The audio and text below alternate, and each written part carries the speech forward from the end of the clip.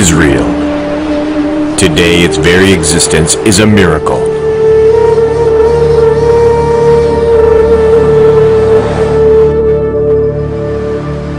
The Bible tells us it is the inheritance of God's chosen people, the Jews.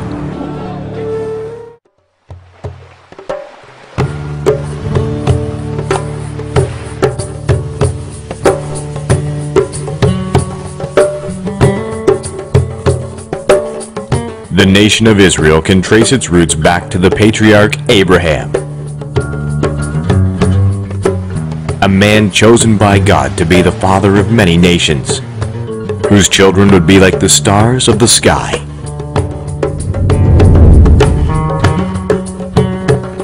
Abraham first appears as Abram in Genesis 11:26. He was born in Ur of the Chaldeans, which is now located in modern-day Iraq.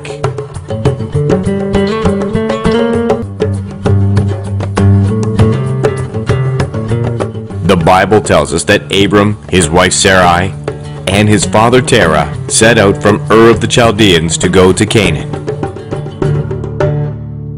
The book of Genesis tells us in chapter 10 that the Canaanites lived in the land between Sidon and Gaza. Today, 4,000 years later, these places still exist.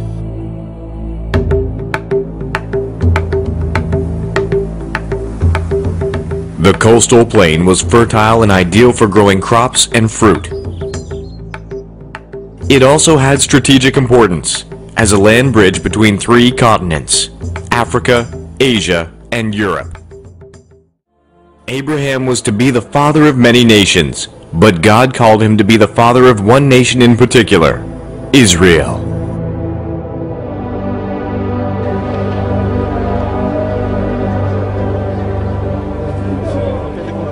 And so God entered into a covenant relationship with Abraham. From then on, his male descendants would be circumcised as a sign of the covenant from Genesis 17 verse 10. In Genesis 17 verse 8, God promised Abraham it would be theirs as an everlasting possession. He would also bless those who blessed them, and curse those who cursed them.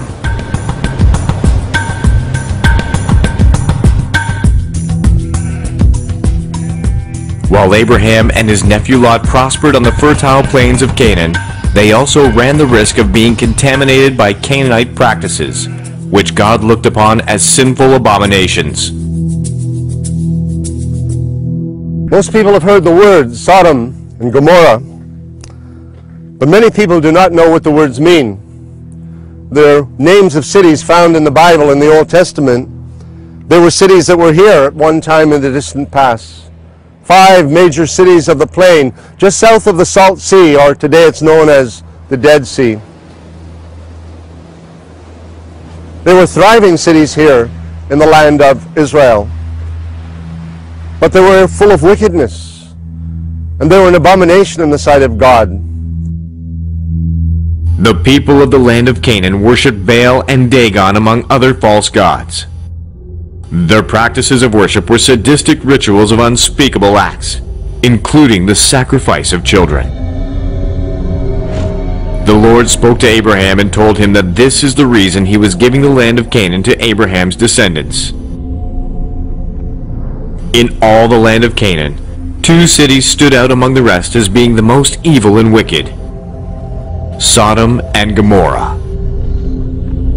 In Genesis 18, the Lord tells Abraham that the outcry is too great and sends 2 angels to destroy the cities. And he sent them to warn Abram and Lot of the destruction that was to come. Look at this landscape today. At one time, a fertile plain with fresh water running, flocks, herds grazing here. And then the judgment of God fell. The Bible says that fire and brimstone rained down from heaven on what had been a fertile plain. At one time people lived here, they thrived here, but in their lifestyle they disobeyed God. He saw the wickedness of these cities, he judged them, and they are no more. What was a fertile landscape a place of laughter has become instead a barren wilderness.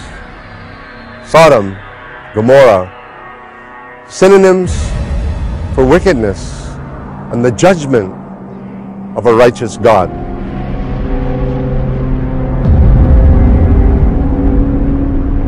But the story of Israel continued because God had promised blessings to Abram and his descendants, and they became Israel.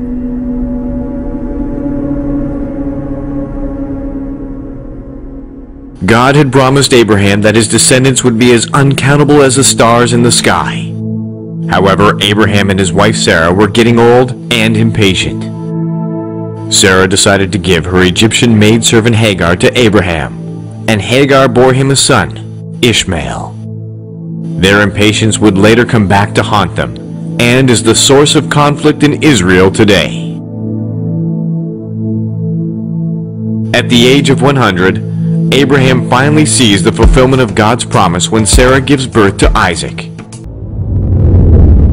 While two major faiths now lay claim to the sacred ground of what is known as the Temple Mount, it is important to realize that one is relatively new compared to the other. God called Abraham to be the father of the Jews some 4,000 years ago, around 2000 BC. Yet Islam emerged less than 1400 years ago, following the birth and influence of a man named Muhammad. Yet both claim Abraham as their ancestral father, the Jews through Abraham's son Isaac by his wife Sarah, the Muslims through Abraham's son Ishmael by Sarah's Egyptian servant Hagar. The effects of this dysfunctional family continue to be felt today.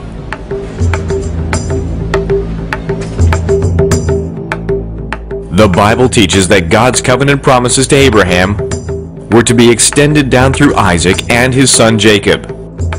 The names of Jacob's 12 sons became the titles given to the 12 tribes of Israel, each tribe being comprised of the descendants of each of Jacob's sons and their families. In time, they would be known as the chosen people and heirs of God's covenant promise to Abraham.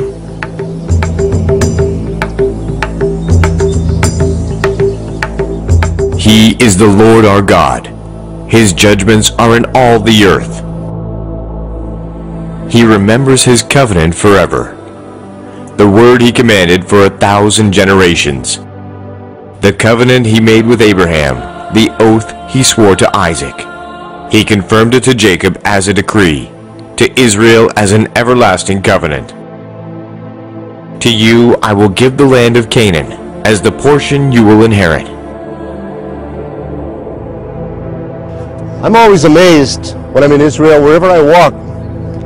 I'm surrounded by the voices of history.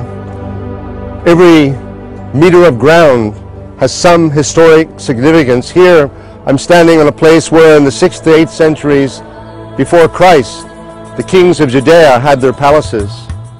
We're overlooking the modern and ancient road from Bethlehem to Jerusalem. Jerusalem that way with its Temple Mount, and Bethlehem to the south. It was along this road that Jacob traveled. He was the grandson of Abraham, he and his wife Rachel.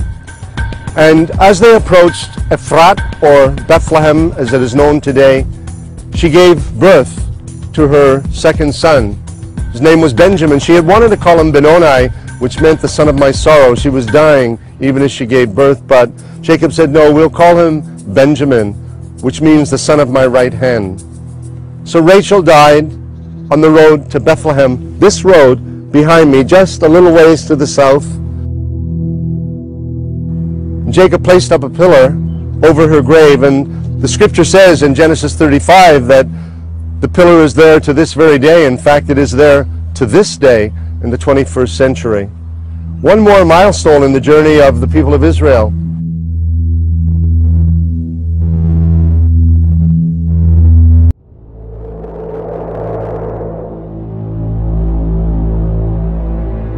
Joseph, the favorite son of Jacob. His story has fascinated the world for thousands of years. The son of Israel, betrayed by his brothers, sold into slavery, he is taken to Egypt, where he eventually rises from the depths of prison to become ruler under Pharaoh. Famine in the land of Canaan eventually forces Jacob and his sons to move to Egypt, where Joseph can take care of them. The Bible then enters a period of silence for 400 years. Exodus wakens to find the Israelites, the descendants of Jacob, now forced into slavery by a ruler in Egypt who did not know the history of Joseph and the Israelites. The first chapter of the book of Exodus ends with the horrific order of Pharaoh to throw every baby boy into the river Nile. On the banks of the Nile, a Hebrew woman places her son in a papyrus basket in a desperate attempt to spare his life. Moses is found by the Pharaoh's daughter and taken to be raised as her own. Moses was born as a Hebrew, but raised as a prince of Egypt. As God had been with Joseph some 400 years earlier, now he would be with Moses. Then Pharaoh's daughter went to the Nile to bathe, and her attendants were walking along the riverbank. She saw the basket among the reeds and sent her slave girl to get it. She opened it and saw the baby. He was crying, and she felt sorry for him. "This is one of the Hebrew babies," she said. Then his sister asked Pharaoh's daughter, "Shall I go get one of the Hebrew women to nurse the baby for you?" "Yes, go," she answered, and the girl went and got the baby's mother. Pharaoh's daughter said to her, "Take this baby and nurse him for me, and I will pay you." So the woman took the baby and nursed him. Raised as a prince of Egypt's royal household, Moses learned the ways of the Egyptians, but he remained a Hebrew at heart. One fateful day, he found an Egyptian mistreating a Hebrew slave. Moses intervened, and in an impulsive act, killed the Egyptian. Fleeing for his life, Moses spends 40 years in Midian, where he married his wife Zipporah, and he would learn the ways of a desert shepherd and nomad. But he would do so under the watchful eye of the God of all creation, and of Israel.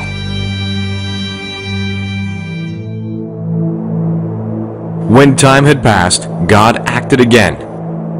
A bush burned in the wilderness, but surprisingly it was not destroyed by the flames. Moses was curious about this strange phenomenon and turned aside to see it.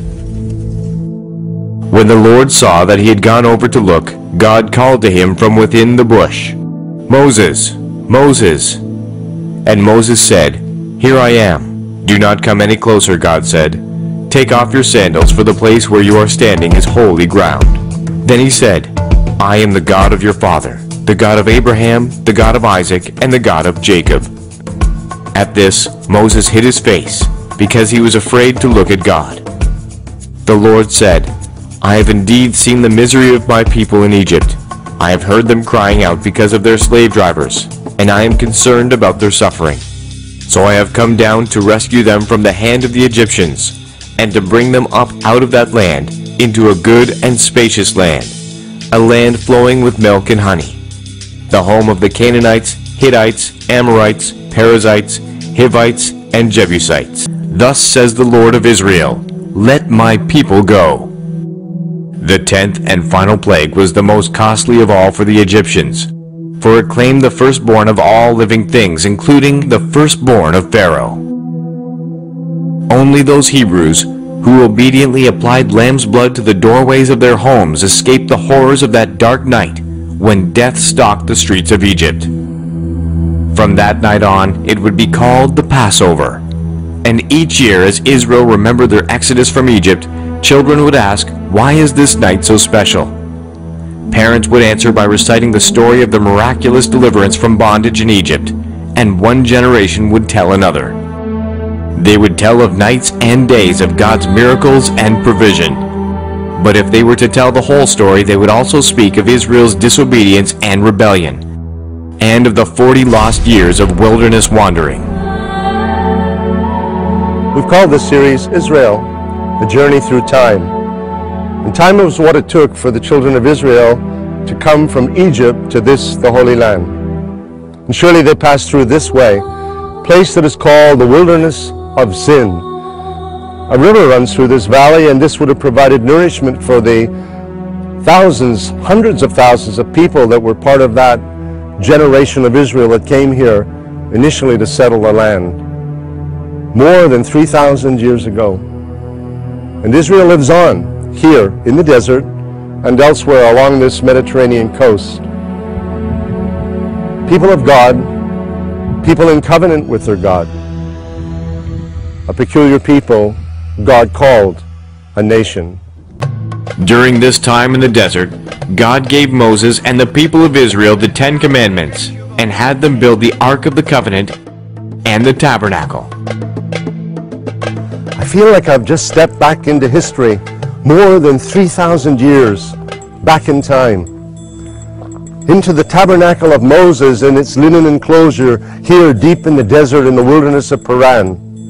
When God brought the children of Israel out of Egypt, he said to them, "Build me a tabernacle that I may dwell among you." And here in this sacred setting, the tabernacle of Moses, deep in the desert, around us the mountains of the wilderness.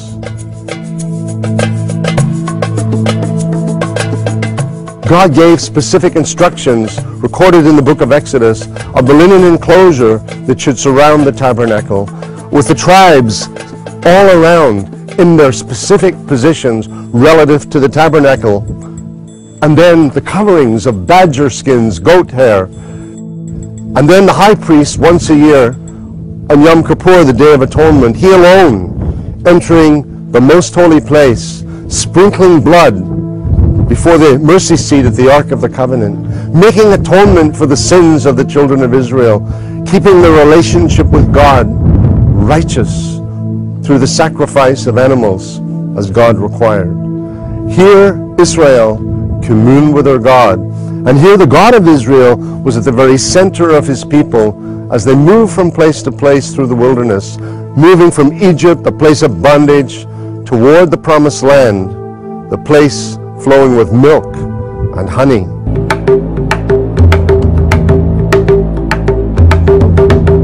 Moses would live long enough to see the promised land, but he would never enter it. The conquest of Canaan would fall to Joshua, Moses' chosen successor. It would be under his leadership that the army of Israel would subdue the Canaanite tribes and claim the land as their God-given inheritance.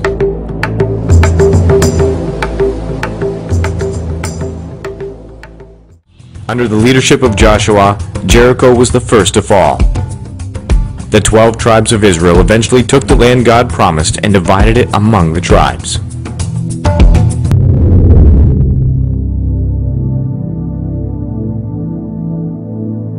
In time, kings would be appointed to rule the people, but not before there was a prolonged interlude when judges held sway. Violent times when sin and rebellion were all too prevalent among Jacob's descendants, and when they eagerly embraced the idolatrous ways of the Canaanites. Even so, God found those who would speak and act for him. Men like Gideon, Samson, and women like Deborah. It is toward the end of this dark period in the unfolding drama of Israel that a young Gentile woman from Moab named Ruth enters the history of God's chosen people.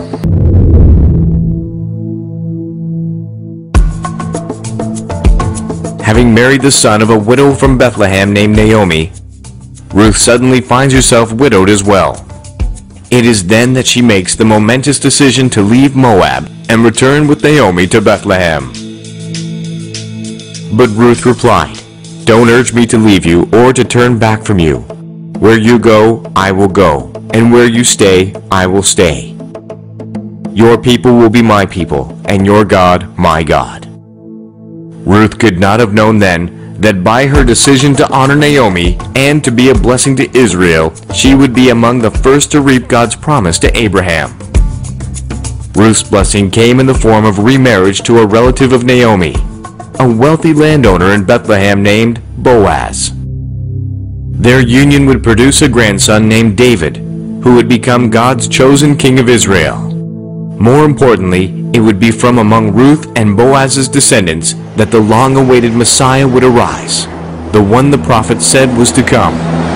He too would be from Bethlehem, but his coming, his words, and his influence would ultimately change the world. His name was Jesus, the Jew who divided history.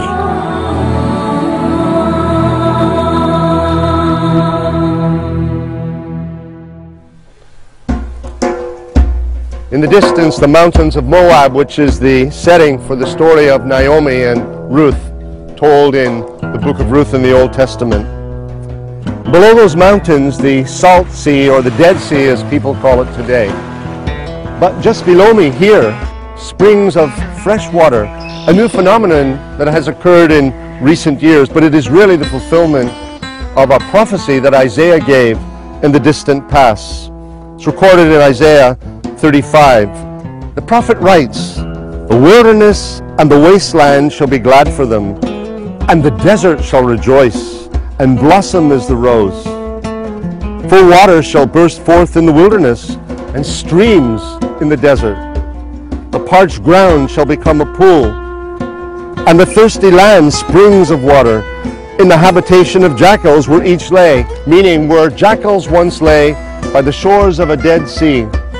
"Now there shall be grass with reeds and rushes, birds splashing in the waters, finding nourishment in the wilderness, where you will not find them in the Dead Sea, for nothing can live in the Dead Sea. But here, by these fresh water pools, creation sings. Creation is alive in God's prophetic fulfillment of what the prophets have said, in the future restoration of Zion, of Israel, future glory that God said would surely, surely come.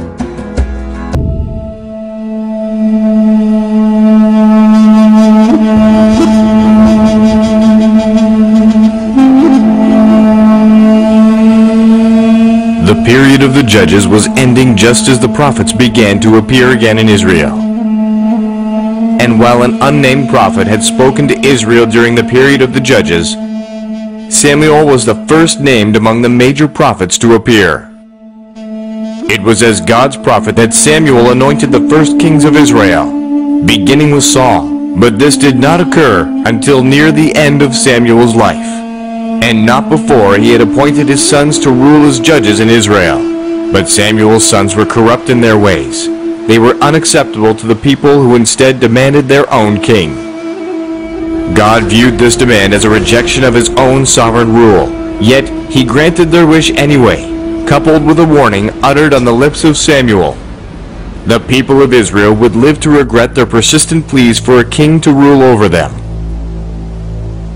And so it was that Saul, a man of the tribe of Benjamin, became Israel's first king. And as God had solemnly warned, Israel lived to regret Saul's rule, which ended in bitterness, marked by defeat at the hands of the Philistines, and the untimely deaths of his 3 sons in a battle with the Philistines on the slopes of Mount Gilboa. It was here too that Saul's life came to a dramatic end, when, seriously wounded by the arrows of his enemies, he chose to fall on his own sword.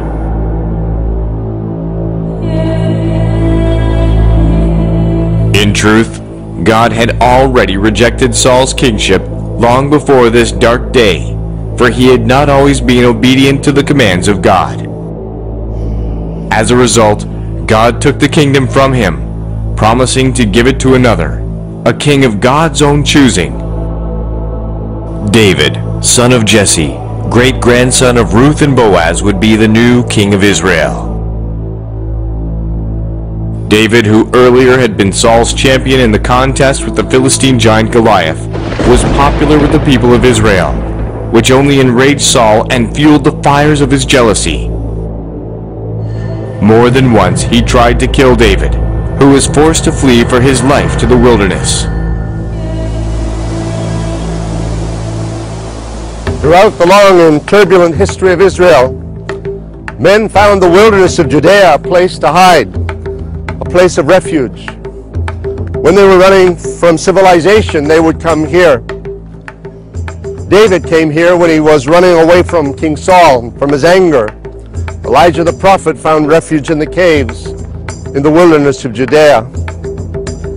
Men could run from other men. They could find refuge here, enough water to drink, enough food to sustain them. But David also found that he could not run from God. While he could escape the wrath of men, God always knew where he was. And David said, "Where can I go from your spirit? Where can I flee from your presence? Wherever I go, you are there." Even here, in the wilderness of Judea, God found David.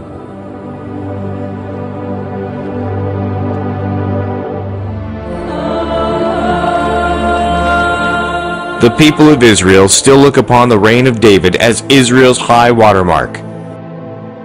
While David had character flaws and at times showed poor moral judgment, God nevertheless saw him as a man after his own heart. Because of David's leadership and popularity, Israel was united, established, and prosperous. Now with Jerusalem as its capital, David proposed to build a house for God. However, because he had blood on his hands from so many conflicts, the responsibility for building the temple became the mandate of David's son, Solomon. A man God blessed with unparalleled wisdom, and whose fame spread far beyond the borders of Israel. If Israel had prospered under David, its wealth compounded under Solomon.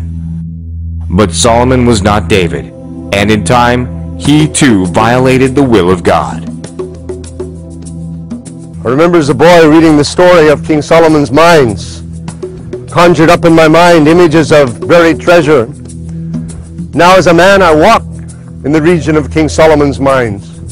Here slaves were brought from all over the ancient world. Probably boys among them, forced to dig in the dirt, to dig tunnels into the earth, to extract more practical minerals like copper. Minerals that would be used in Solomon's great kingdom. Even the Queen of Sheba heard of Solomon's fame, his wealth, his wisdom, and she came all the way from the continent of Africa to visit him here in the land of Israel. These pillars are known as Solomon's Pillars, tall sentinels that have been here for thousands of years. What stories they could tell of armies that marched through here, of nations that encamped here, of slaves who worked here, who spent their lives here among these canyons and tall mountains, in the wilderness of Paran, deep in the deserts of Israel.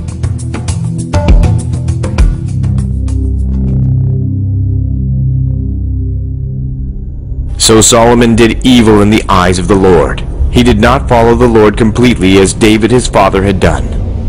On a hill east of Jerusalem, Solomon built a high place for Chemosh, the detestable god of Moab, and for Molech, the detestable god of the Ammonites. He did the same for all his foreign wives, who burned incense and offered sacrifices to their gods. The Lord became angry with Solomon because his heart had turned away from the Lord, the God of Israel, who had appeared to him twice. Although he had forbidden Solomon to follow other gods, Solomon did not keep the Lord's command. So the Lord said to Solomon, "Since this is your attitude, and you have not kept my covenant and my decrees which I commanded you, I will most certainly tear the kingdom away from you, and give it to one of your subordinates. Nevertheless, for the sake of David your father, I will not do it during your lifetime. I will tear it out of the hand of your son. Yet I will not tear the whole kingdom from him, but will give him one tribe for the sake of David my servant, and for the sake of Jerusalem which I have chosen." And God stirred up adversaries against Solomon, and from that time forward his kingdom knew no peace. Solomon reigned in Jerusalem over all Israel 40 years. Then he rested with his fathers and was buried in the city of David his father. And Rehoboam his son succeeded him as king.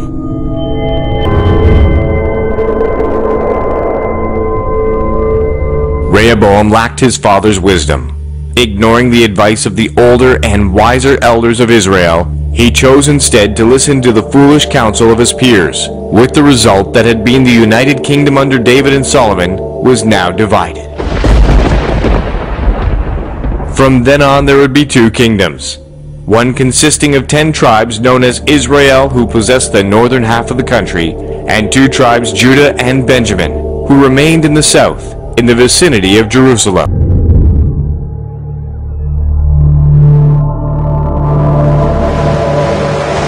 Time passed, and in the 8th century BC, the northern kingdom was conquered by the Assyrians. While in 586 BC, the armies of Babylon under King Nebuchadnezzar captured the southern kingdom consisting of Judah and Benjamin. In the process, the Babylonians also destroyed Jerusalem and the temple Solomon had built on Mount Moriah, better known today as the Temple Mount. This brought to an end Israel's most glorious days.